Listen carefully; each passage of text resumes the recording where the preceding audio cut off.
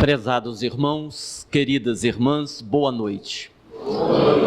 Que o amigo Jesus, o amigo de todas as horas, nos abençoe e nos conforte na sua imensa e inesgotável paz. Nesses dias tão difíceis, de tantas lutas, de tantas dificuldades, que nós possamos ter a coragem, a determinação e principalmente a confiança na providência divina. De tempos em tempos, a humanidade passa por desafios mais difíceis. E é neste momento que a nossa fé é testada. É nestes momentos em que a nossa fé é colocada à prova. Então, fé é um requisito indispensável para estes momentos que vivemos na atualidade. E sempre que eu lembro desse item da fé, eu me recordo daquele baiano que era devoto do Senhor do Bonfim. Ele morava numa região onde uma onça estava atacando várias pessoas, várias casas, e ele foi convidado a caçar a onça. E como era um baiano arretado, ele entrou na mata só com a sua peixeira para procurar a onça. E depois de vários dias, várias noites, eis que ele finalmente se depara com a onça. E o momento foi difícil, porque a onça era muito maior do que haviam dito. E quando ele se deparou com a onça, sendo devoto do Senhor do Bonfim, movido por uma fé extraordinária, ele fez uma prece. Segurando a sua peixeira, ele disse: meu Senhor do Bonfim, se o Senhor estiver do meu lado, ajude-me para que com a minha peixeira eu mate essa onça. Se o Senhor estiver do lado da onça, o Senhor ajude para que ela me mate logo e eu não sofra muito. Agora, se o Senhor não estiver nem do meu lado, nem do lado da onça, o Senhor não vai embora, que o Senhor vai perder a maior briga do século. Isso é fé. A nossa fé precisa se aproximar da fé deste baiano, devoto do Senhor do Bonfim. Livro dos Espíritos, pergunta 84. Allan Kardec indaga os espíritos. Os espíritos formam, constituem um mundo à parte, além daquele que nós vemos? E os benfeitores respondem: sim, eles constituem o mundo dos espíritos ou das inteligências incorpóreas. Na questão seguinte, na pergunta 85, o codificador volta a indagar: qual dos mundos, o material ou o espiritual, é o mais importante na ordem das coisas? E os benfeitores respondem: o mundo espiritual, porque ele pré-existe e sobrevive a tudo. A partir dessas duas questões, nós entendemos que existe um outro mundo, o mundo normal primitivo, o mundo dos espíritos, e é um mundo verdadeiro porque os benfeitores afirmam a Allan Kardec que este mundo, ele pré-existe e sobrevive a tudo. Isto quer dizer que o planeta Terra poderia deixar de existir, o mundo material poderia acabar e este mundo continuaria existindo. Nós caminhamos um pouco mais no Livro dos Espíritos e vamos agora na questão 149. Nesta questão, Allan Kardec indaga: em que se transforma a alma com a morte? E os espíritos respondem: ela volta a ser espírito, ou seja, o espírito retorna ao mundo espiritual que havia deixado momentaneamente. Então, a partir desta questão, nós entendemos que, além de existir um mundo, nós iremos para este mundo normal, primitivo, o mundo espiritual. Na questão 150, dando continuidade ao assunto, Allan Kardec indaga: a alma conserva a sua individualidade no mundo dos espíritos? Sim, responde os benfeitores. A alma jamais perde a sua individualidade. E aí então, com mais essas duas questões, nós entendemos mais um pouco, que além de existir um mundo espiritual, Nós vamos para este mundo espiritual e vamos continuar sendo nós mesmos. Ou seja, não vamos ser arremessados para um céu, nem vamos queimar no fogo do inferno. Nós simplesmente seremos nós mesmos, com as mesmas virtudes e com os mesmos defeitos. Na questão 163, Allan Kardec agora pergunta: quando a alma deixa o corpo, ela toma consciência de si mesmo imediatamente? E os espíritos respondem: imediatamente não é bem o termo. O espírito às vezes passa por um período de perturbação. E aí então Allan Kardec volta a indagar, agora na questão 164. Esta perturbação, o tempo dessa perturbação, a intensidade desta perturbação é a mesma para todos os espíritos? Não, porque isso depende da elevação de cada espírito. E aí então, nessas outras duas questões, 163 e 164, a gente passa a entender que este momento em que o espírito deixa o corpo para adentrar a vida espiritual, pode ocorrer um momento de perturbação. Essa readaptação ou adaptação ao mundo espiritual pode gerar uma certa perturbação. E isso já nos preocupa um pouco, porque até agora estávamos indo muito bem. Existe um mundo dos espíritos, um mundo que pré-existe, um mundo que não deixa de existir, um mundo que nós vamos adentrar e vamos conservar a nossa individualidade. Mas quando nós chegamos nessas duas questões, nós ficamos um pouco preocupados, porque os benfeitores explicam a Kardec que no momento dessa transição pode haver alguma perturbação. E de que natureza é essa perturbação?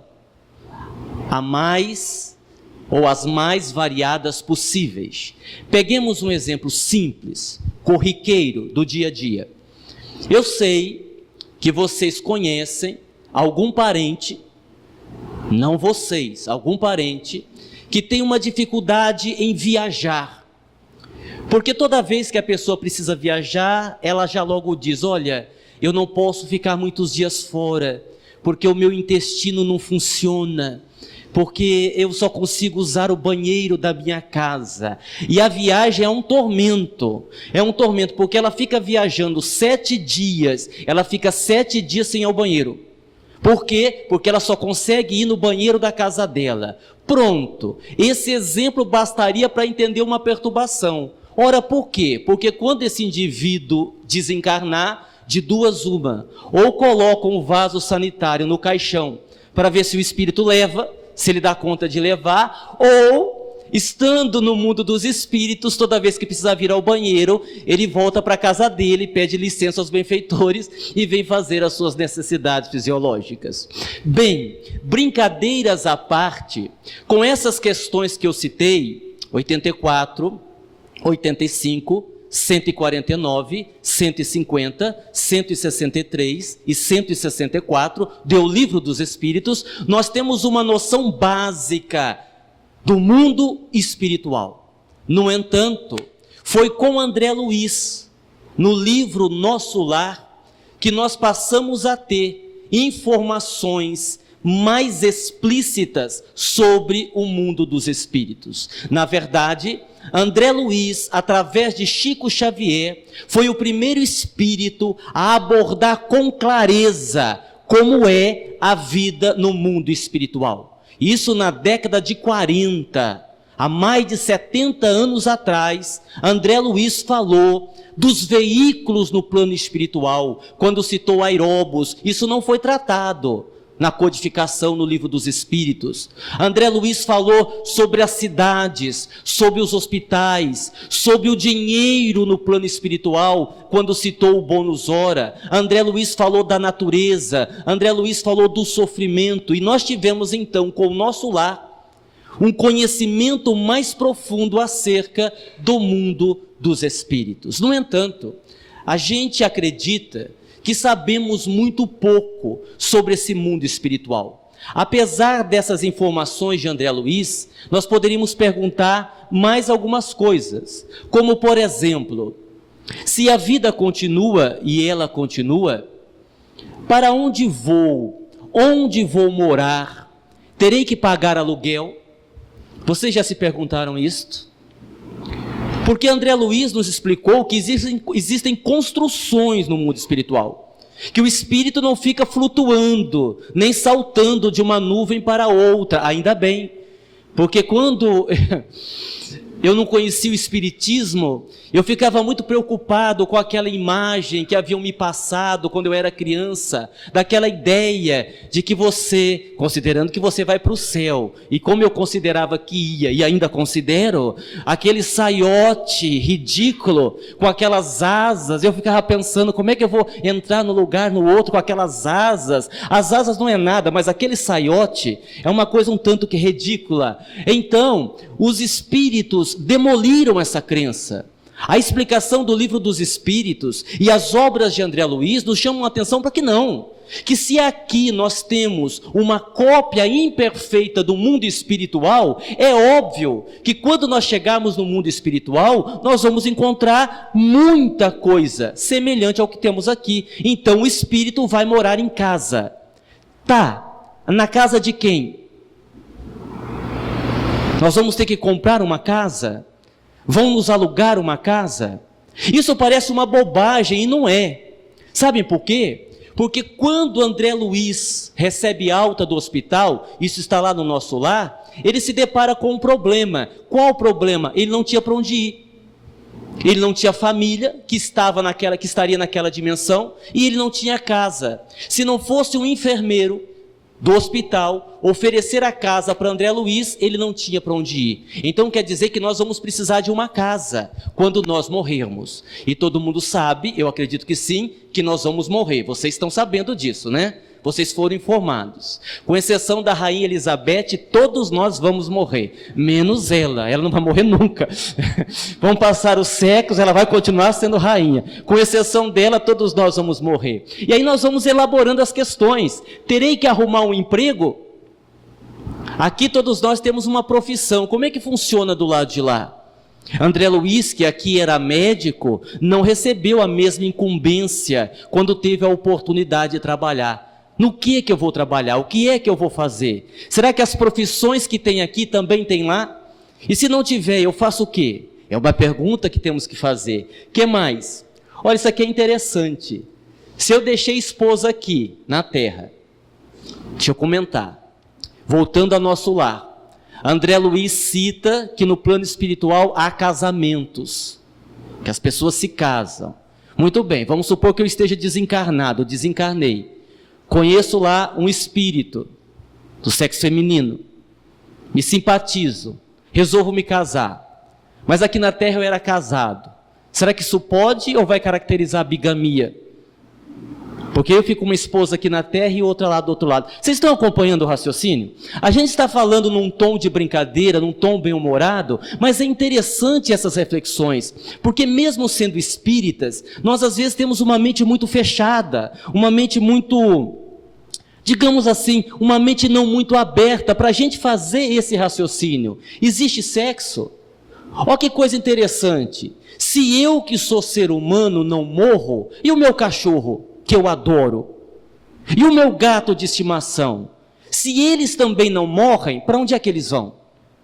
Porque se eu tenho uma alma, eu sou levado a acreditar que os animais, sendo seres vivos, também têm uma alma. E se eles têm uma alma, por certo, essa alma vai sobreviver. E para onde que vão esses animais?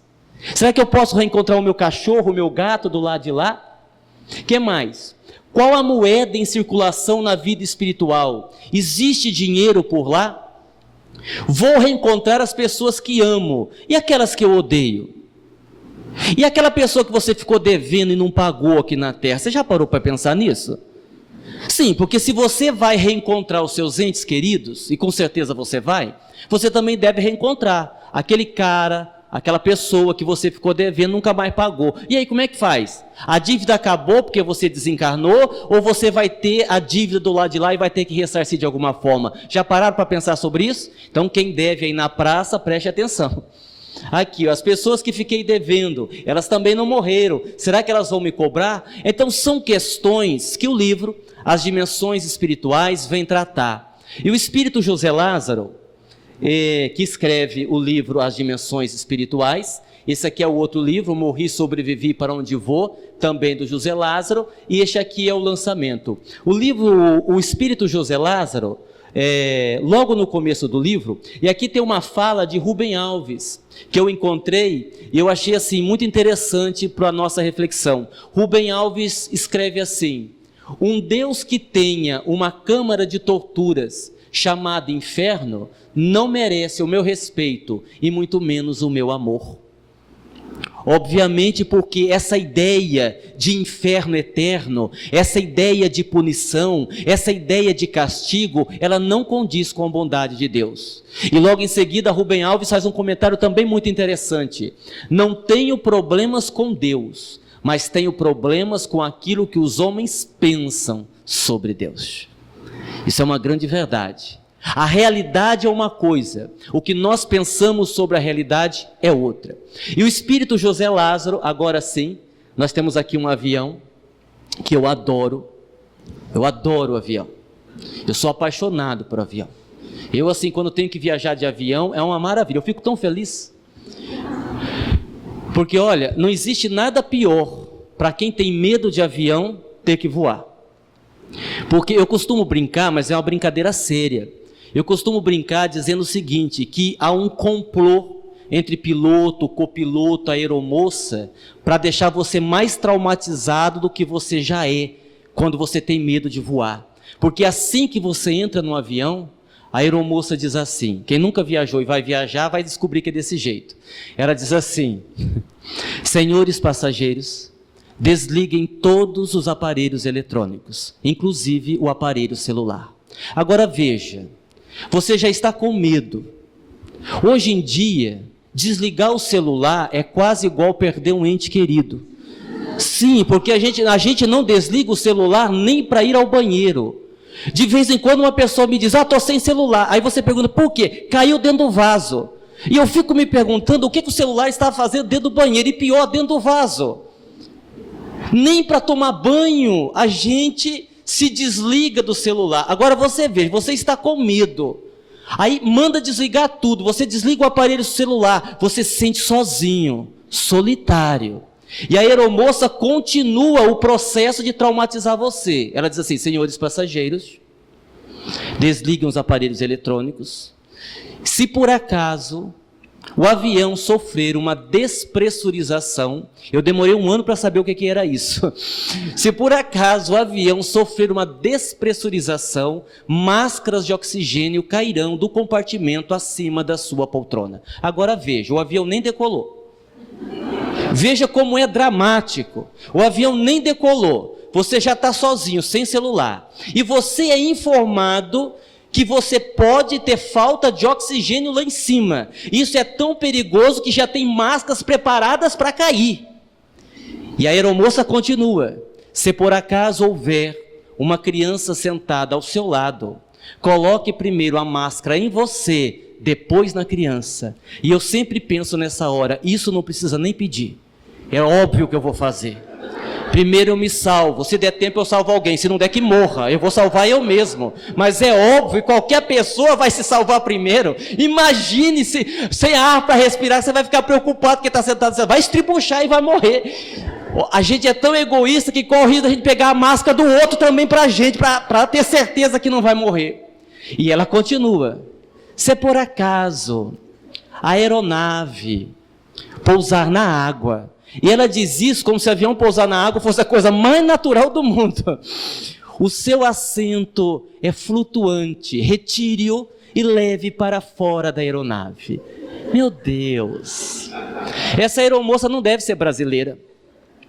Porque eu fico imaginando o avião caindo no Oceano Pacífico e a gente assim, com licença para eu passar com a minha poltrona. Não, o senhor de mais idade, só pode ir na...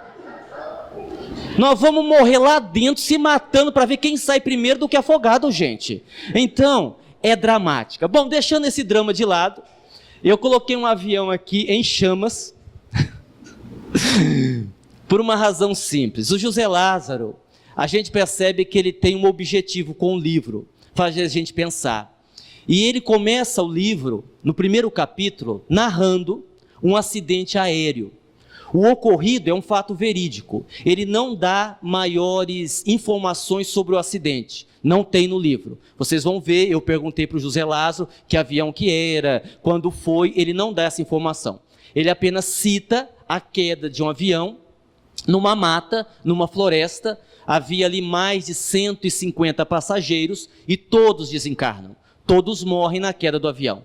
E aí ele diz duas coisas interessantíssimas que nos fazem pensar. Primeiro ele diz assim: havia uma tribo de índios, os índios estavam desencarnados, mas ainda não haviam adentrado o mundo espiritual.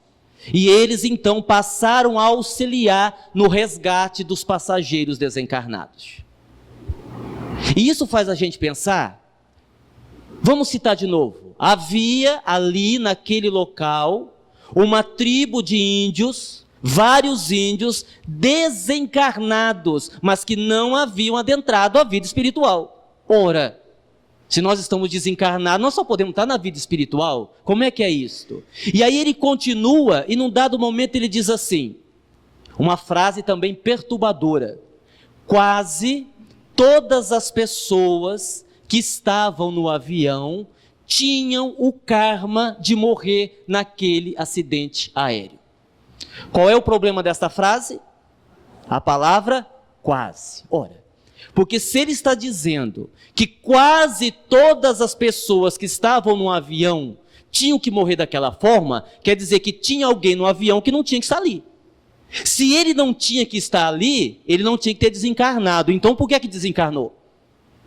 Nós não podemos supor que Deus não prestou atenção, porque um dos atributos da divindade é a onipresença, ou seja, Deus está presente em toda a parte. Não há absolutamente nada que aconteça que Deus não saiba com antecedência ou que Deus permita.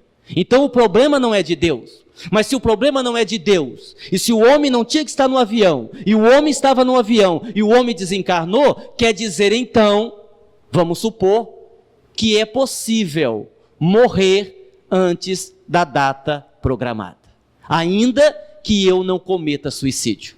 Porque nós temos o hábito de dizer que nós só vamos desencarnar na data programada, e que só desencarna antes quem comete suicídio. Isso é uma meia-verdade, porque também nós poderemos desencarnar antes do tempo previsto, sem cometermos suicídio. Vocês entenderam até aqui? Provavelmente nada. Isso é muito bom. Essa é a ideia. Bom, vamos pensar. Um intervalo na palestra, a gente já tem feito a divulgação, tá? Nós já estamos fazendo o nosso Entre Médiuns, 13, 14 e 15 de outubro.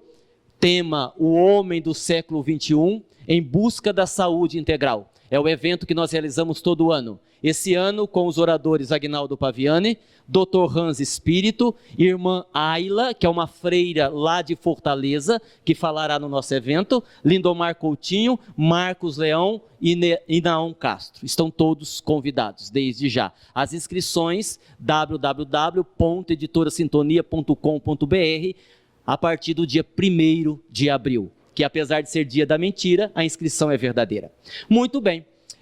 E o livro, ele aborda vários temas, vários assuntos, ele faz várias abordagens. Inclusive eu comentava numa palestra, nós não vamos comentar hoje aqui, por uma questão de tempo, não vai ser possível, mas o espírito José Lázaro, ele dedica 3 capítulos da obra para falar da política brasileira. Ele faz uma abordagem da política brasileira, essa situação que nós estamos vivendo hoje em dia, desde lá de trás, do impeachment, aquela coisa toda, na visão espiritual. O que é que está acontecendo na dimensão espiritual, nos céus brasileiros, enquanto nós estamos vivendo estas lutas no campo econômico, no campo político, que todos nós sabemos como está difícil. Mas como não vai ser possível abordar todos os assuntos do livro, nós separamos alguns. Por exemplo, isso aqui é importante. Existem situações que realmente são kármicas, mas outras que são fruto do mau uso do livre-arbítrio. Isso causa muita confusão. Nós normalmente confundimos o que é karma e o que é fruto do mau uso do livre-arbítrio. Mas, Aguinaldo, tem como saber o que é uma coisa e o que é outra coisa? Tem, claro que tem. Quando o fato ocorrido não houve da sua parte nenhuma ação que desencadeasse o processo, é porque é kármico. Se houve da sua parte alguma ação que desencadeou o processo, não é kármico, é mau uso do livre-arbítrio. Vamos entender, vamos dar um exemplo. Você sai de carro, 3 horas da madrugada, está embriagado, andando a 120 km por hora, não respeita o sinal vermelho, atravessa no sinal vermelho, vem um outro carro, bate no seu veículo e você fica paralítico, numa cama para o resto da vida. Nós temos aqui um mau uso do livre-arbítrio, porque você, pela sua negligência, pela sua invigilância, causou aquela situação. Até aquele momento, não havia nenhuma programação para você ficar nessa situação, ou até desencarnar. Mas por conta da sua invigilância, por conta da sua imprudência, você causou um acidente e esse acidente tirou a sua capacidade de andar. Causa na atual encarnação. Suponhamos um exemplo diferente. Você sai com seu carro, você sai 3 horas da manhã, você está indo no pronto-socorro, você não está passando bem, está andando 50 km por hora, observou o semáforo, está verde, você atravessou, vem outro carro, colidiu com o seu carro e você da mesma forma fica paralítico. Nós temos aí a causa em existências passadas, porque não houve nenhuma negligência, não houve nenhuma invigilância, não houve nenhuma atitude irresponsável da sua parte que tenha causado o acidente. Deu para entender? Então é preciso que a gente entenda esse processo. Se eu sou uma pessoa promíscua e tenho o hábito de ter vários relacionamentos sexuais com vários parceiros diferentes, sem o uso de preservativo, obviamente que eu me exponho ao risco de adquirir o HIV, a AIDS, responsabilidade minha. No entanto, existem muitas crianças que nascem e porque as suas mães eram portadoras do vírus HIV, elas já nascem com a doença. Aí no segundo exemplo, nós temos uma causa kármica. No primeiro exemplo, nós temos uma invigilância, uma imprudência da atual encarnação. Deu para entender isso, gente? Então nós precisamos entender como é esse processo. Às vezes a pessoa diz assim, não, mas eu sofro muito com meu marido, ele me bate, ele bebe todo dia, ele me trata mal, e eu tenho que aguentar porque isso é um karma. Não, eu acho que você está aguentando com todo respeito, porque você é um idiota. Porque eu não posso supor que Deus, que nos ama, isso não há dúvida, Deus nos ama, vai querer que você fique com o marido que lhe bata todo dia. Eu não posso supor, eu não posso acreditar que por uma questão kármica, você tenha que suportar uma relação onde você é humilhada todos os dias. A gente precisa pensar melhor sobre isso, e o livro ajuda a gente a pensar sobre isso, certo? Aí aqui eu coloquei esse rapaz, com o olhar para esta moça, pobrezinha que não está vendo. Não façam isso. Não façam, andem do lado dos seus namorados e maridos, para não correr esse risco aqui, certo? Então, por exemplo, você está casado, aí você tem um filho terrível, sabe aqueles filhos assim, que veio lá das profundezas? Como eu costumo brincar, né? Igual os meus filhos, que não são crianças índigos, são crianças índios, porque vieram direto da floresta amazônica, a primeira encarnação aqui no mundo de provas e expiações, vieram lá dos mundos primitivos, e claro que é uma brincadeira séria, porque realmente eles são terríveis. Quando você tem um filho dessa natureza, vínculo seu, meu filho, problema seu. Você que arrumou a encrenca, agora você aguenta. Mas se aí você resolve, e você pode resolver, você tem um livre-arbítrio, você resolve ter uma relação extraconjugal, você resolve ter uma amante, e a partir daí você não toma o devido cuidado e tem um filho fora do casamento, aí você arrumou uma encrenca para você que você não precisava. Provavelmente esse filho que veio dessa ação não estava na sua programação. um karma a mais para você, certo? Que é o que a gente vai ver aqui, ó. Olha que lindo, ó que maravilha, né? É uma maravilha. Olha, eu acredito assim, que até o terceiro filho era karma. Do terceiro para frente, eu não sei.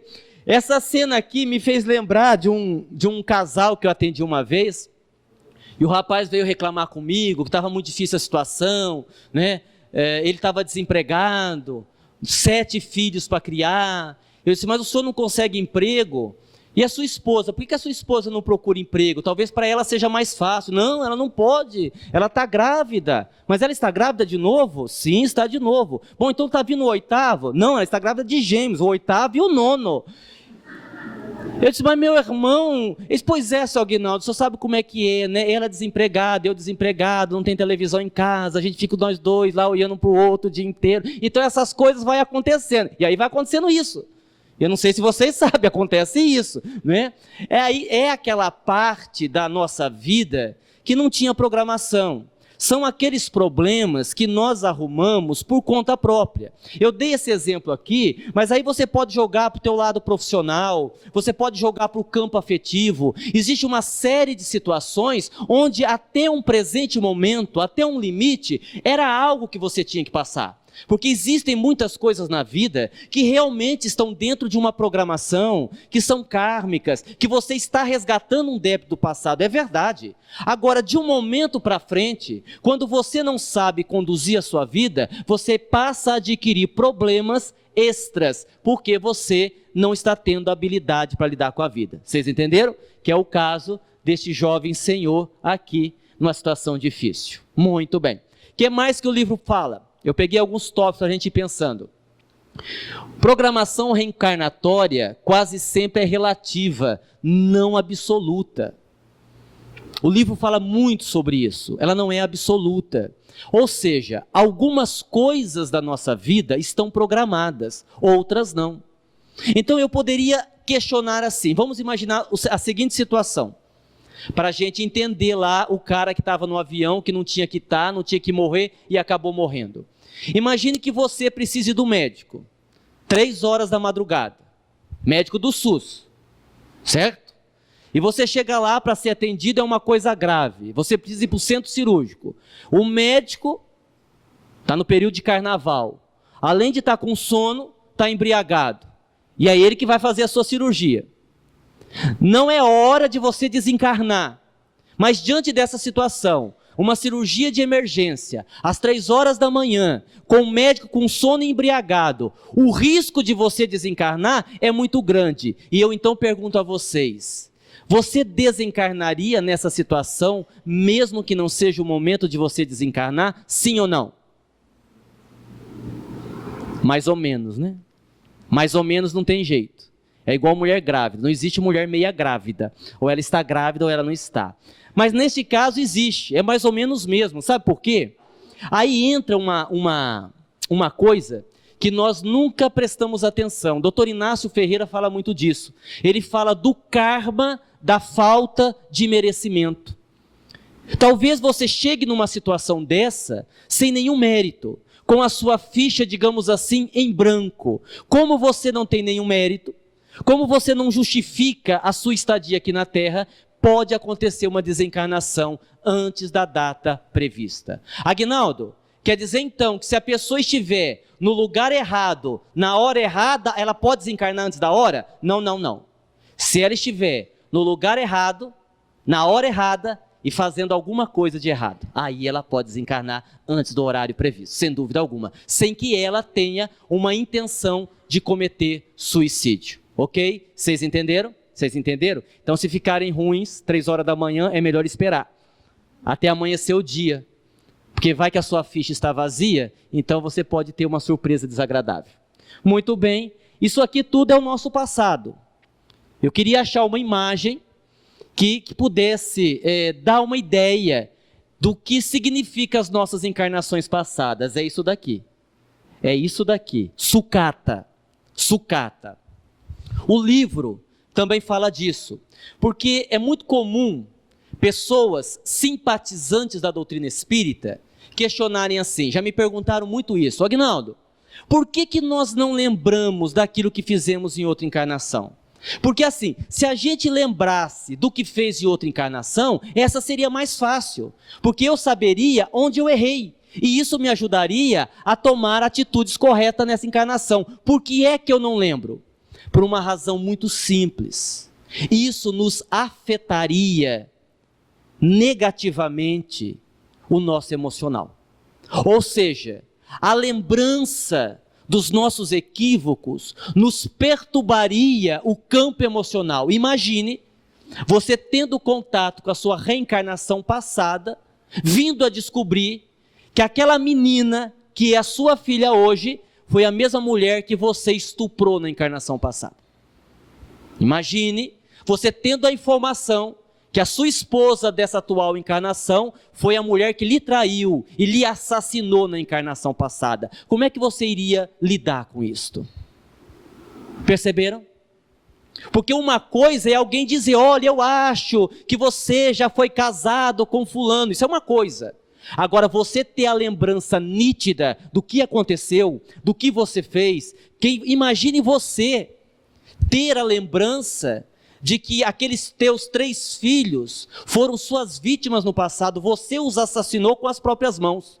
E isso, é óbvio, geraria em você um desequilíbrio psicológico e você não daria conta da sua encarnação. Por isso que as leis de Deus são sábias. Ao reencarnar, nós esquecemos o que fizemos no passado, porque o passado, infelizmente para nós, é um monte de sucata. O que mais que o livro fala? Isso aqui é importante. O livro fala do valor do bem na nossa vida. O quanto o bem pode amenizar os nossos sofrimentos. Nós não podemos esquecer que a lei de Deus é sobretudo de amor. Eu converso com muitas pessoas que têm uma dificuldade muito grande de se perdoarem. Olha que coisa interessante. As pessoas às vezes têm até uma facilidade de perdoar os outros, mas elas não conseguem perdoar a elas mesmas, erros que tenham cometido. E sempre que eu converso com pessoas que têm essa dificuldade, eu lembro da figura da mulher adúltera, porque quando Jesus impediu que a mulher adúltera fosse apedrejada, Jesus simplesmente não chegou lá e foi defendendo, dizendo, não, ninguém vai tirar pedra, porque eu vou defender, de forma alguma. Jesus usou da inteligência, Jesus olhou para aquelas pessoas e fez uma pergunta profunda: quem estiver sem pecado, atire a primeira pedra. Óbvio, Jesus sabia que ninguém iria arremessar uma pedra. Ora, por quê? Porque nós somos seres humanos. Qual é a principal característica de um ser humano? A imperfeição. Isso significa que todos nós erramos, todos nós cometemos erros. E quando a multidão partiu, Jesus pergunta para a mulher, onde estão aqueles que te acusavam? Se foram, Senhor, se eles não te condenaram, muito menos eu. Vá e não tornes a pecar. A lei de Deus é de amor, tanto que Jesus ressalta, só o amor cobrirá a multidão dos vossos pecados. Aguinaldo, o que isso significa? Isso significa que se você fez alguém sofrer, necessariamente você não precisa sofrer para resgatar. Você só vai sofrer se perder todas as oportunidades de amar. É isso. Exemplo, imagine que você, numa existência qualquer, numa outra encarnação, matou uma pessoa. Suponhamos que você deu um tiro, a bala acertou o coração da outra pessoa, e a outra pessoa morreu. Você se arrependeu, desencarnou, foi para o plano espiritual, reencarnou, mas ficou esse crime pendente. Você tem um crime pendente. Nós sabemos, nós aprendemos na doutrina, que tudo que nós fazemos contra o outro, ou contra nós mesmos, nós lesamos o nosso corpo espiritual. Então, considerando a lei de ação e reação, muito provavelmente, como você deu um tiro, e esse tiro acertou o coração, você tem algum problema do coração. Isso não quer dizer que se você tiver algum problema no coração é porque você matou alguém, pelo amor de Deus. Cada caso é um caso. Eu estou aqui falando de uma forma genérica. Então é aquela pessoa que talvez tenha uma angina, talvez tenha um entupimento, de uma artéria, é aquela pessoa que talvez precise de um transplante, é aquela pessoa que vai lidar na vida com um problema no coração. Porém, no meio dessa caminhada pode acontecer alguma coisa. Imagine que você vai para São Paulo, está passando a noite lá na Avenida Paulista, uma noite fria, você olha para debaixo de uma ponte e vê um mendigo dormindo em cima de um papelão. Aquilo comove você. Você olha para sua blusa que você comprou nos Estados Unidos, $1.500, está usando pela primeira vez, mas você olha para aquele homem e não resiste, você tira a blusa e dá para o homem e vai embora. Provavelmente você nunca mais vai ver aquele mendigo na sua vida. Porém, o que você não sabe é que aquele mendigo morreria de frio naquela madrugada. E não vai morrer por causa da sua blusa. E a partir daí, o seu karma é diluído. Provavelmente, você não terá problemas mais sérios no seu coração. Por quê? Porque ao salvar uma vida, você compensou a vida que você tirou. Só o amor cobre a multidão dos nossos pecados. Por isso que sempre vale a pena fazer o bem. E sem nos preocuparmos com a ingratidão. Porque tem muita gente que não faz o bem preocupada, mas fulano que eu fiz tanto bem, não deu valor, não me agradeceu, vira as costas para mim, isso é de menos. Porque toda vez que você faz um bem a alguém, você movimenta uma energia boa. E se a outra pessoa não sabe ser grata, a energia boa volta para você. Então, de qualquer maneira, você vai ter vantagem. Não se preocupe com o outro. Vocês entenderam? Vocês entenderam? O que mais que o livro fala? Em relação à citação do livro. Vou explicar. Antes, deixa eu falar outra coisa. Tem muita gente que também diz isso. Olha, se você tem um problema espiritual com a pessoa, se prepare, que você vai ter que reencarnar e ser esposa dele, ou marido dela. São as questões kármicas de novo. Só que a gente se esquece um detalhe. E eu vou citar esse exemplo. Tinha um rapaz no plano espiritual, se preparando para reencarnar, porque o livro fala também dos dramas enfrentados pelos espíritos que têm que reencarnar. Ele sabe que tem que voltar, e muitos deles numa situação muito difícil. E o espírito está se preparando e ele está com pressa. Ele está com pressa porque na encarnação passada ele foi um péssimo marido. Mas assim, foi um marido terrível, horroroso. E ele está se sentindo muito culpado. E ele ficou sabendo que a mulher dele, que também já estava desencarnada, tinha reencarnado. E ele vai pedir ao benfeitor, olha, acelera aí minha reencarnação, porque a minha esposa já voltou, e eu tenho que voltar para a gente se casar de novo, para eu consertar o que eu fiz de errado. E aí o benfeitor disse assim para ele, meu filho, mas quem foi que disse que você vai casar com ela de novo? Ele disse, porque eu não vou? Não, senhor. Sim, mas eu tenho um karma com ela. Sim, o senhor tem um karma com ela, mas ela não tem um karma com o senhor. Ela evoluiu, ela caminhou. Nesta encarnação, nós não vamos fazer isso com ela. Ela já aguentou uma encarnação inteira, o senhor acha que nós vamos fazer isso com ela de novo? Colocar o senhor, mas o meu karma, se vire com a sua consciência, com a sua esposa, o senhor não vai voltar mais. Então, para que dois espíritos reencarnem e tenham que viver junto, é preciso haver uma pendência espiritual por parte dos dois. Senão o processo não acontece, a não ser o que aconteceu com a maioria dos casais que são aqui, preste atenção os homens, a não ser que a mulher diga assim, faz o seguinte, manda esse traje de novo, vai, deixa, eu sei que eu vou sofrer tudo de novo, porque ele não vale nada, continua não valendo, ele está dizendo aí que melhorou, é mentira, mas assim, ele foi pai dos meus filhos, sofreu lá no umbral, 25 anos, eu estou com pena dele, manda de novo que eu cuido, isso pode acontecer, mas aí é um caso de caridade da sua esposa com você, então maridos presentes, preste atenção, se não é o seu caso, porque na maioria das vezes é o homem que está nessa situação, tá legal? Tá bom? Eu não posso fazer nada, são as estatísticas, não me culpem, são as estatísticas. Agora, sobre esse assunto, falando um pouquinho mais sério, quando a gente vê que também é um erro nosso, uma criança com alguma limitação intelectual, uma criança especial, ou uma criança com graves problemas físicos, se formos espíritas, logo fazemos o raciocínio assim, uma pergunta, nossa, o que será que a mãe e o pai dessa criança fizeram de mal para ele na outra encarnação, hein? Para ter um filho assim, com tanta dificuldade. Gente, às vezes nada, às vezes não fizeram nada. Acontece muito o seguinte: tem um homem, tem uma mulher, são casados, dormem, os benfeitores desdobram, levam os dois para o plano espiritual e dizem assim: ó, nós estamos com um problema. Tem um espírito aí para reencarnar, ele é tão terrível, ele é tão difícil, ele é tão complicado, que a gente não encontra alguém que queira ser pai e mãe dele. Aqueles que o espírito tem vínculo kármico ainda estão sofrendo lá no umbral, não dá para reencarnar agora. Vocês não receberiam por caridade esse espírito como filho?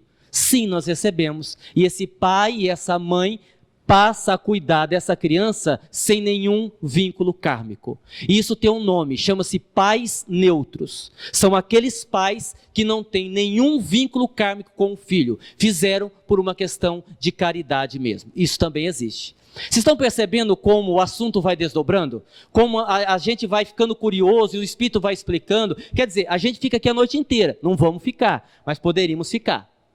Bom, vamos lá. Eu vou logo explicar isso, tá? Aqui é a tribo de índio. Por que que os espíritos estavam desencarnados e não haviam adentrado o plano espiritual? Por uma questão mental. Às vezes o processo de desencarnação mental não acontece. Muitos espíritos desencarnam, permanecem próximas ao orbe terrestre e dali mesmo reencarnam.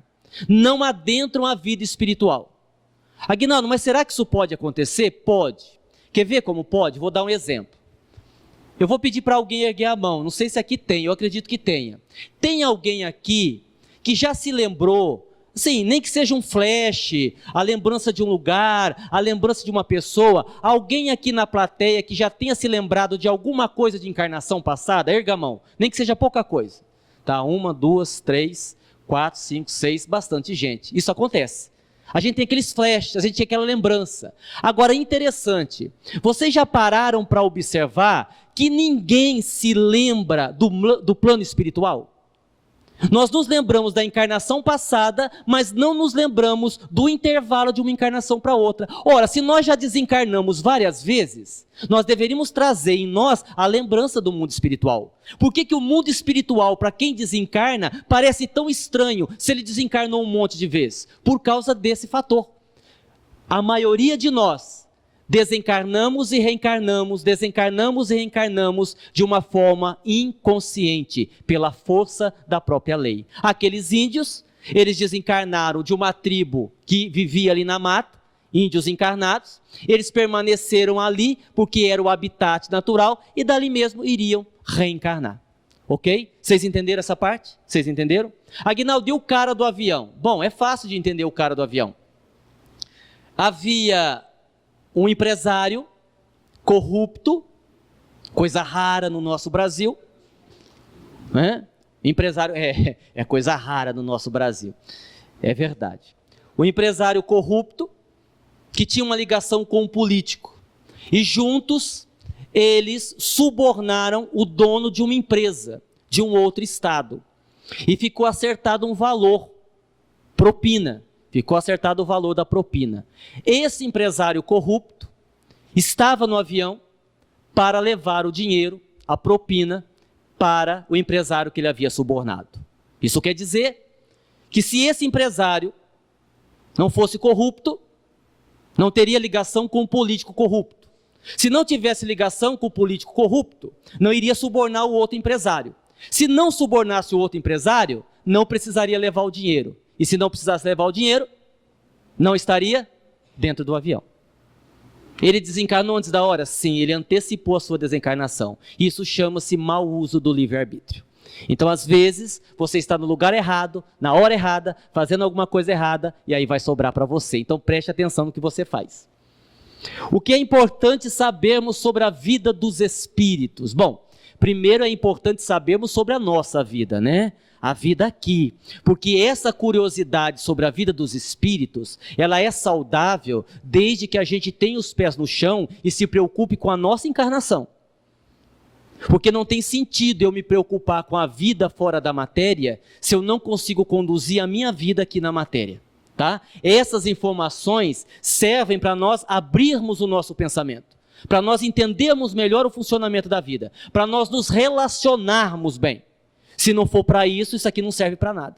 Você sabe um monte de coisa, mas vai desencarnar e vai sofrer do mesmo jeito. É a boa comunicação. Nós precisamos aprender a ter uma boa comunicação com os outros e conosco mesmo. Contam que certa vez, numa época bem longínqua, onde os japoneses não sabiam o que era festa de peão, nunca tinham tido contato com isso. Eles queriam saber como era. E aí um grupo aqui do Brasil, um grupo especialista em fazer festa do peão, decidiu fazer uma festa dessas lá no Japão. E decidiram fazer a festa completa. Como os japoneses não sabiam o que era festa do peão, eles levaram tudo. Levaram os bois, os cavalos, a arena, né? Aqueles que iam montar no touro, e levaram um locutor. E vocês sabem como é locutor de rodeio, né? Eles têm uma voz marcante. No dia marcado estava cheio, lotado, milhares de pessoas. Vejam o que é a má comunicação. A má comunicação. Eu aprendi que existe má comunicação que dá certo. Tem pessoa que não sabe se comunicar e funciona. Por exemplo, Dudu e o Guigui.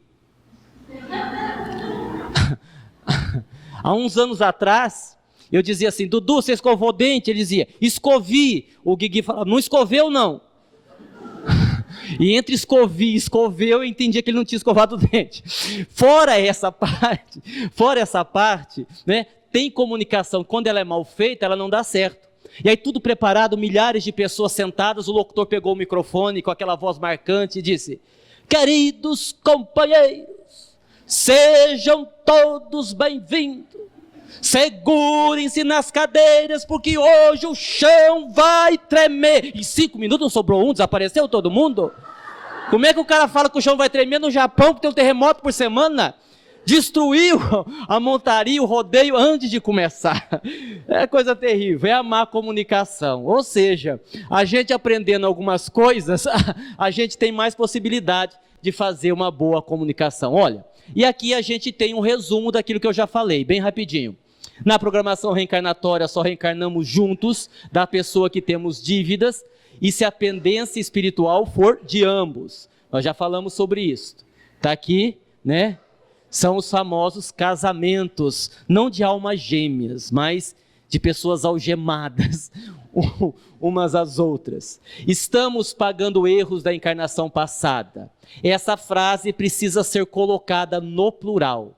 Aqui tem uma coisa importante que eu gostaria de falar para vocês.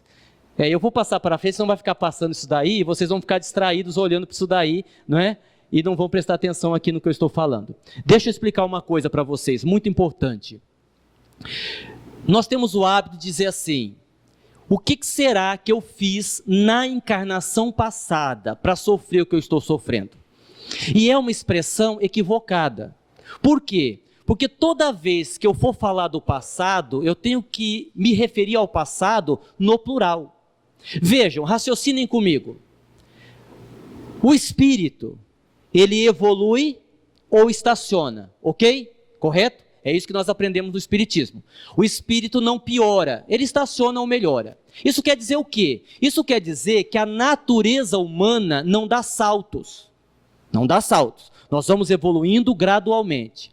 Isso significa que se hoje você é uma pessoa muito boa, mas muito boa mesmo, é porque na outra encarnação você já foi mais ou menos bom. Não tem jeito de numa encarnação você ser um bandido, um criminoso, um cara horrível, e na outra você ser um anjo de candura. Não tem como, a natureza não dá saltos. Então, a gente supõe que uma pessoa que nessa encarnação é muito boa, é porque na outra ela já era boa. Se na outra ela já era boa, pelo raciocínio lógico, ela não deve trazer para essa encarnação karmas pesados. Vocês concordam, sim ou não? Sim. Só que a gente vê muita gente boa, muito boa, em cima de uma cama, sofrendo horrores, a ponto da gente dizer assim: nossa, mas como é que aquela pessoa pode sofrer isso? Boa daquele jeito, caridosa daquele jeito, como é que ela pode sofrer tudo isso? Ora, nós cometemos um erro, há 500, há 600, há 700 anos atrás, vai saber, aquilo ficou registrado, e a misericórdia divina esperou, você evolui um pouco, você evolui mais um pouco, você evolui mais um pouco, aí de repente, A justiça divina olha para você, tá legal agora, tá lá em Votuporanga, frequentando o Centro Espírita Caminho de Damasco, já está aplicando passe, né? Sabe alguma coisa, está até fazendo prece. Bom, agora ele aguenta o karma daquele erro de 500 anos atrás, pode deixar vir. E aí você tem uma pessoa muito boa, sofrendo muito, não por causa de um erro da última encarnação, mas erros que ficaram para trás. Vocês entenderam? Sim, sim. E agora que nós colocamos talvez o mais importante do livro. Já que o livro fala sobre dimensões espirituais, como é que nós entendemos a dimensão espiritual? Afinal de contas, espírito come ou não come? Espírito dorme ou não dorme? Espírito faz sexo ou não faz sexo? Espírito bebe água ou não bebe água? Aliás, eu não tenho medo de morrer. Não tenho, porque eu tenho convicção de que a morte não existe. Mas morro de medo do que vão me dar para comer quando eu morrer. Porque deve ser uma coisa horrorosa. Eu acho que no plano espiritual tem uma coisa que não tem, lipoaspiração. Porque comendo o que eles dão para você, é claro que você vai virar um palito. Não tem um livro que você leia que não esteja escrito lá assim: serviram deliciosas torradas. Serviram uma sopinha de fubá. E é torrada desencarnada. Agora você veja bem o que é isso. Se uma torrada encarnada já é horrível, você imagina comer uma torrada desencarnada. Você nunca vai ler um livro, estávamos sentados para orar, quando chegou o garçom com um pedaço de bife, nunca, é torradinha, é sopinha. Gente, olha, eu não quero desencarnar tão cedo, só por causa disso. Vamos passar fome do lado de lá. Bom, Aguinaldo, mas e aí? O que tem do lado de lá? Bom, tem isso aqui, Não é cebola não. Eu coloquei uma cebola aqui para a gente ter uma noção. Se você olhar dentro da cebola, você vai ver camadas, ok? Camadas. Quando nós falamos de plano espiritual, nós estamos nos referindo a dimensões. Nós não temos um plano espiritual, nós temos várias dimensões espirituais. E cada dimensão espiritual tem um plano espiritual. Aguinaldo, não entendi nada. Fácil. Nós não estamos na matéria? Os benfeitores que nos cercam, não é o plano espiritual? Eles não são o plano espiritual? Eles são o plano espiritual para nós. Eles têm outro plano espiritual. Se os espíritos que nos assistem, que estão na dimensão logo acima, quiserem um contato com os espíritos que estão mais para cima, eles vão precisar usar o recurso da mediunidade. Aí um espírito desencarnado que está na dimensão X, incorpora o espírito desencarnado que está na dimensão Y, que é mais evoluído. E assim sucessivamente. Isso significa o quê? Que quando eu falo de alimentação, por exemplo, tudo vai depender da dimensão que está o espírito. Naturalmente, os espíritos mais evoluídos, que estão nas dimensões superiores, não têm mais a necessidade de dormir, da alimentação, mas os espíritos que estão na dimensão mais próxima vão necessitar se alimentar, dormir, descansar, assim por diante. Como todos nós vamos para as dimensões superiores, não interessa muito esse assunto para nós, não é? E aqui nós temos alguma coisa que tem no plano espiritual. Não é o Pernalonga, é prisão, viu? É que eu coloquei aqui para suavizar, não é o Pernalonga. Nós temos prisões? Temos. Nós temos casa? Temos. Inclusive essa aqui é a minha, o Dr. Klaus falou, que ele está guardando para mim quando eu chegar do lado de lá. Para mim e para alguns amigos meus que irão comigo. Tem hospital no plano espiritual? Tem hospital no plano espiritual. Tem animais no plano espiritual? Tem animais no plano espiritual, sem dúvida alguma. Aí quando a gente fala de animal no plano espiritual, a gente entra num outro campo. Aí a questão dos animais no plano espiritual mereceria uma outra explicação, porque nós também vamos encontrar os animais que são plasmados pelas mentes dos espíritos superiores, aqueles resgates que a gente vê André Luiz narrando, por exemplo, onde vai aquela matilha de cães na frente. Muitas vezes você tem ali não animais propriamente dito, mas situações que foram plasmadas pelas mentes dos espíritos superiores. Mas aí demanda uma outra explicação, que não é o tema da noite, nós já estamos terminando. E vamos terminar aqui com a fala de André Luiz, muito simples, muito objetiva, que resume tudo. Diz André Luiz no livro No Mundo Maior: depois da morte do corpo físico, o que há de mais surpreendente é o reencontro com a vida. Então nós vamos nos encontrar conosco mesmo. Morte, gente, é continuidade. Você vai continuar com os mesmos defeitos, com as mesmas qualidades, com os mesmos problemas, com as mesmas dificuldades. Detalhe, tudo que você não resolver aqui vai ficar um pouco pior do lado de lá. Então a minha sugestão é que você resolva os seus problemas aqui, porque do lado de lá é um pouquinho mais complicado de resolver. Ok, pessoal? Tudo bem? Tudo certo? Valeu, muito obrigado. Que Jesus nos abençoe, que Jesus nos ampare, nos proteja. Obrigado pela presença, pelo carinho. E aqueles que quiserem adquirir o livro, fiquem à vontade. Está bem? Nós vamos já aproveitar e vamos fazer a finalização dos nossos trabalhos. Nós não teremos o passe hoje, vamos já fazer uma prece e vamos encerrar. Muita paz a todos.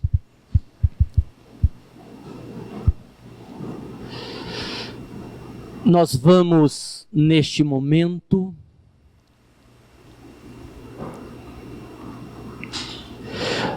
nos deixarmos envolver pela espiritualidade amiga e vamos agradecer pelas bênçãos deste momento. Nesta noite de reflexões, deveremos lembrar algo que talvez seja mais importante de tudo que aqui foi falado. Que independente da dimensão que estivermos, todos nós somos espíritos em evolução. Todos nós saímos simples e ignorantes da mão do Criador. Estamos estabelecendo uma caminhada com um destino, com um objetivo primordial, que é a própria perfeição. Quando falamos de dimensões espirituais, basta lembrarmos que tudo é uma questão de mais ou de menos matéria.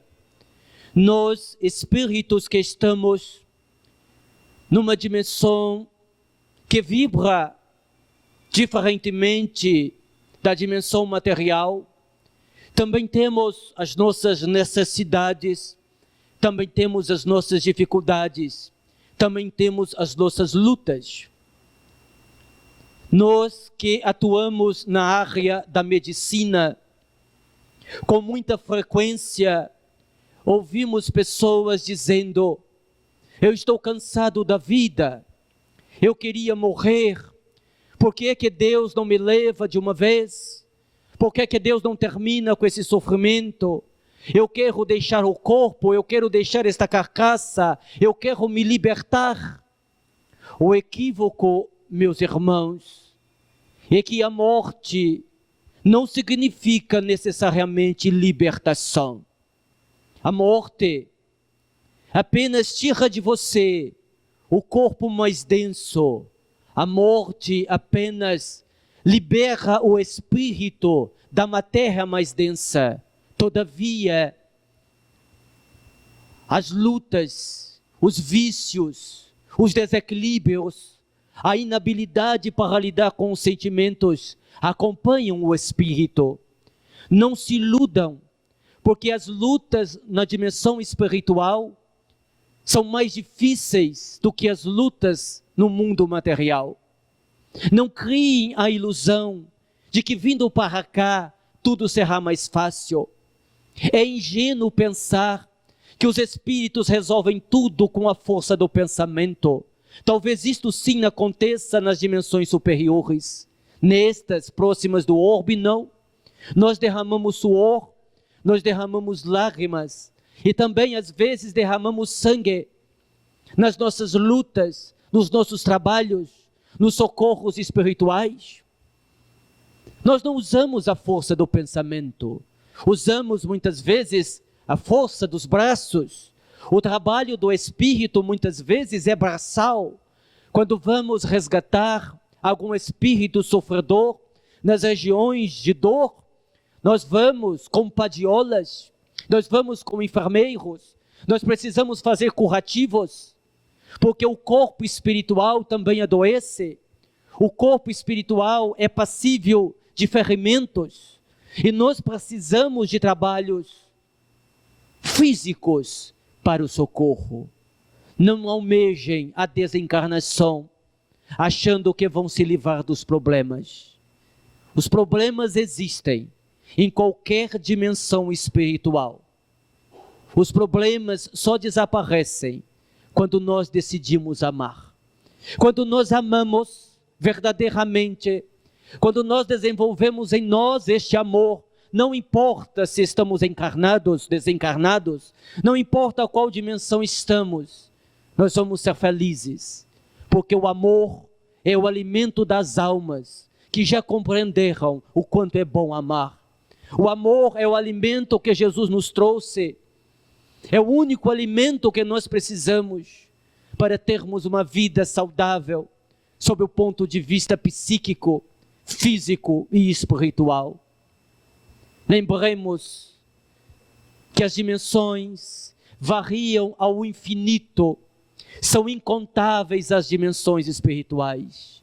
O que vale, o que é importante, é olharmos para esta dimensão, a nossa dimensão interna, e observarmos o que estamos semeando de bom. Para aquele que semeia o bem, qualquer terra, de qualquer dimensão, recebe a semente e agradece pela semeadura. Que possamos semear o bem onde estivermos, para que o bem retorne para nós. Muita paz aos nossos corações.